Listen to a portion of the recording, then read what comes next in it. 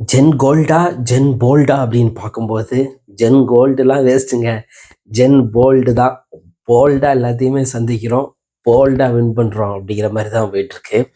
So இன்னைக்கு கொஞ்சம் தான், அந்த கொஞ்சம் நின்றுருந்தான்னு வச்சுக்கோங்களேன், இன்னைக்கு 246 ரன்னை விக்கெட் லாஸ் இல்லாமல் நினைச்சிருப்பாங்கன்னா சேஸ் பண்ணியிருப்பாங்க. அப்படிப்பட்ட அடி, தரமான அடி. பஞ்சாப் கிங்ஸையே நம்ம குறை சொல்லவே கூடாது. ஃபர்ஸ்ட் இன்னிங்ஸில் செம்ம சூப்பராக விளாண்டாங்க. எஸ்பெஷலி நம்ம கேப்டன் ஸ்ரேயஸ் ஐயர். ஸ்ரேயஸ் ஐயர் விளையாட்டும் நல்லா தான் இருந்துச்சு. ஆனால் அபிஷேக் சர்மா இது எல்லாத்தையும் மறக்கடிச்சான்ப்பா. டிராவிஸ் ஹெட் எல்லாம் வந்து பார்த்தீங்கன்னா அபிஷேக் சர்மாவுக்கு செகண்ட் விடல் தான் விளாண்டுக்கிட்டு இருந்தாப்புல. டிராவிஸ் ஹெட்டையும் சும்மா குறை சொல்ல முடியாது.